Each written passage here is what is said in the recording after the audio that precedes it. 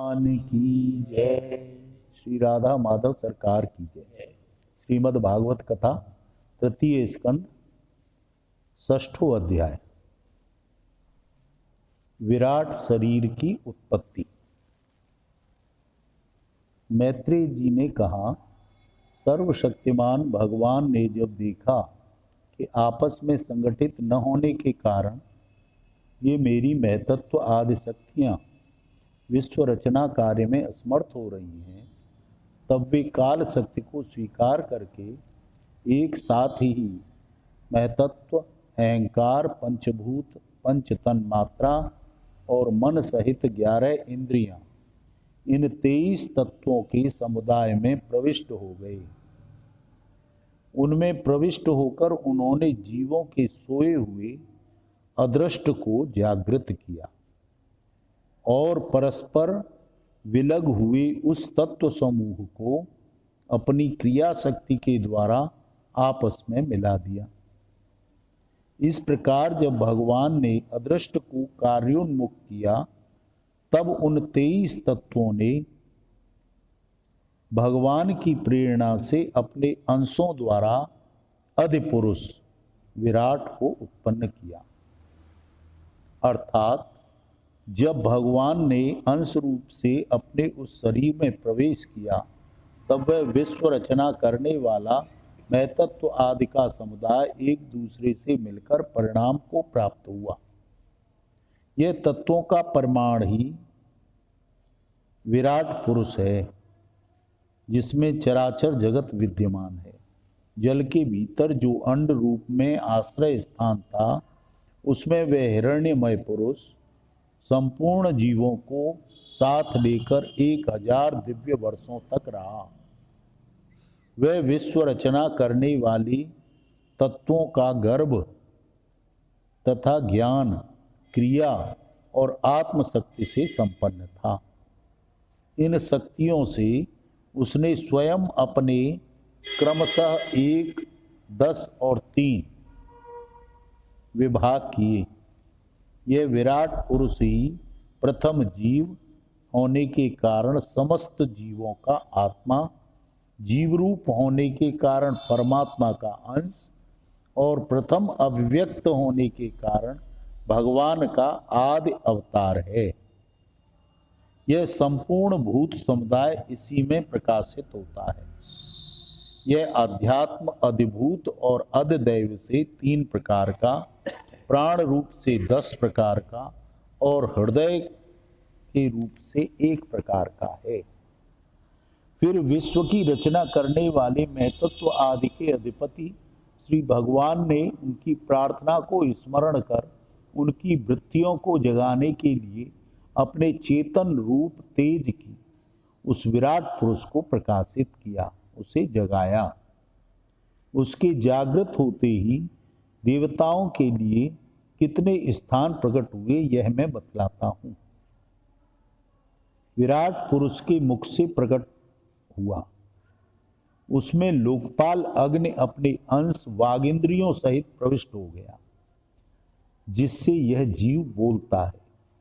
फिर विराट पुरुष के तालु उत्पन्न हुआ, उसमें लोकपाल वरुण अपने अंश रसनेन्द्रिय के साथ स्थित हुआ, जिससे जीव रस ग्रहण करता है। इसके पश्चात उस विराट पुरुष के नथुने प्रकट हुए, उनमें दोनों अश्विनी कुमार अपने अंश घ्राणेन्द्रिय के सहित प्रविष्ट हुए, जिससे जीव गंध ग्रहण करता है। इसी प्रकार जब उस विराट देह में आंखें प्रकट हुईं, तब उनमें अपने अंश नेत्रेंद्रिय सहित लोकपति सूर्य ने प्रवेश किया, जिस नेत्रेंद्रिय से पुरुष विविध रूपों का ज्ञान होता है।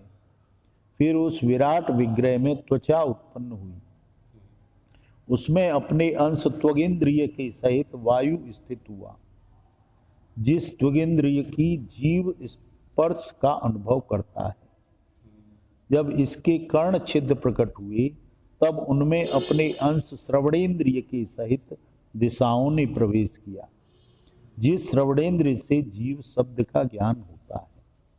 फिर विराट शरीर में चर्म उत्पन्न हुआ, उसमें अपने अंश रोमों सहित औषधियां स्थित हुई, जिस रोए से जीव खुजली आदि को अनुभव करता है। अब उसके लिंग उत्पन्न हुआ। अपने इस आश्रय में प्रजापति ने अपने अंश वीर्य के सहित प्रवेश किया, जिससे जीव आनंद का अनुभव करता है। फिर विराट पुरुष की गुदा प्रकट हुई। उसमें लोकपाल मित्र ने अपने अंश पायु इंद्रिय सहित प्रवेश किया। इससे जीव मलमूत्र त्याग करता है। इसके पश्चात उसके हाथ प्रकट हुए। उनमें अपनी ग्रहण त्याग रूपा शक्ति के सहित देवराज इंद्र ने प्रवेश किया। इस शक्ति से जीव अपनी जीविका प्राप्त करता है। जब इसके चरण उत्पन्न हुए, तब उनमें अपनी शक्ति गति के सहित लोकेश्वर विष्णु ने प्रवेश किया। इस गति द्वारा जीव अपने गंतव्य स्थान पर पहुंचता है। फिर इसकी बुद्धि उत्पन्न हुई। अपने इस स्थान में अपने अंश बुद्धि शक्ति के साथ वाक्पति ब्रह्मा ने प्रवेश किया। इस बुद्धि शक्ति से जीव ज्ञातव्य विषयों को जान सकता है। फिर इसमें हृदय प्रकट हुआ। उसमें अपने अंश मन के सहित चंद्रमा स्थित हुआ। इस मन शक्ति के द्वारा जीव संकल्प विकल्प रूप विकारों को प्राप्त होता है। तत्पश्चात विराट पुरुष में अहंकार उत्पन्न हुआ। इस अपने आश्रय में क्रिया शक्ति सहित अभिमान रुद्र ने प्रवेश किया। इससे जीव अपने कर्तव्य को स्वीकार करता है। अब इसमें चित्त प्रकट हुआ। उसमें चित्त शक्ति के सहित महतत्व ब्रह्मा स्थित हुआ। इस चित्त शक्ति से जीव विज्ञान को उपलब्ध करता है। इस विराट पुरुष के सिर से स्वर्गलोक, पैरों से पृथ्वीलोक और नाभि से अंतरिक्ष उत्पन्न हुआ। इनमें क्रमशः सत्व, रज और तम इन तीन गुणों के परिणाम रूप देवता, मनुष्य और प्रेत देखे जाते हैं। इनमें देवता लोग सतोगुण की अधिकता के कारण स्वर्ग लोक में, मनुष्य और उनके उपयोगी गौ आदि जीव रजोगुण की प्रधानता के कारण पृथ्वी लोक में, तथा तमोगुणी स्वभाव वाले होने से रुद्र के पार्षदगण भूत प्रेत आदि दोनों के बीच में स्थित भगवान की नाभ स्थानीय अंतरिक्ष लोक में रहते हैं। हे विदुर जी, वेद और ब्राह्मण भगवान के मुख से प्रकट हुए। मुख से प्रकट होने के कारण ही ब्राह्मण सब वर्णों में श्रेष्ठ और सबका गुरु है। उनकी भुजाओं से क्षत्रिय वृत्ति और उसका अवलंबन करने वाला क्षत्रिय वर्ण उत्पन्न हुआ, जो विराट भगवान का अंश होने के कारण जन्म से लेकर वर्णों की चोर आदि के उपद्रवों से रक्षा करता है। भगवान की दोनों जांघों से सब लोगों का निर्माण करने वाली वैश्य वृत्ति उत्पन्न हुई। उन्हीं से वैश्य वर्ण का भी प्रादुर्भाव हुआ। यह वर्ण अपनी वृत्ति से सब जीवों की जीविका चलाता है। फिर सब धर्मों की सिद्धि के लिए भगवान के चरणों से सेवा वृत्ति प्रकट हुई और उन्होंने पहले पहल उस वृत्ति का अधिकारी शूद्र वर्ण भी प्रकट हुआ, जिसकी वृत्ति से श्री हरि प्रसन्न हो जाते हैं। ये चारों वर्ण अपनी अपनी वृत्तियों के सहित जिनसे उत्पन्न हुए हैं, उन अपने गुरु श्री हरि का अपने अपने धर्मों में चित्त शुद्धि के लिए श्रद्धा पूर्वक पूजन करते हैं। हे विदुर जी, यह विराट पुरुष काल, कर्म और स्वभाव से युक्त भगवान की योग माया के प्रभाव को प्रकट करने वाला है। इसके स्वरूप का पूरा पूरा वर्णन करने का कौन साहस कर सकता है।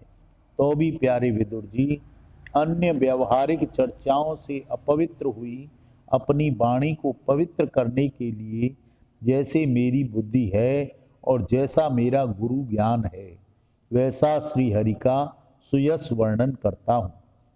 महापुरुषों का मत है कि पुण्य श्लोक शिरोमणि श्री हरि के गुणों का गान करना ही मनुष्यों की वाणी का तथा विद्वानों के मुख से भगवत कथामृत का पान करना ही उनके कानों का सबसे बड़ा लाभ है। हे वत्स, हम ही नहीं, आदि कवि ब्रह्मा ने 1000 दिव्य वर्षों तक अपनी योग परिपक्व बुद्धि से विचार किया, तो क्या वे भगवान की अमित महिमा पार पा सके? अतः भगवान की माया बड़े बड़े मायावियों को भी मोहित कर देने वाली है।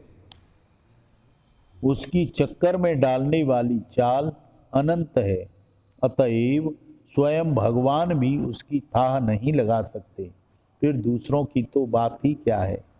यहाँ न पहुंचकर मन के सहित वाणी भी लौट आती है, तथा जिनका पार पाने में अहंकार के अभिमानी रुद्र तथा अन्य इंद्रियाधिष्ठात्र देवता समर्थ नहीं हैं, उन श्री भगवान को हम नमस्कार करते हैं। बोलिए सच्चिदानंद भगवान की। कृष्ण गोविंद रे मुरारे, हे नाथ नारायण वासुदेव।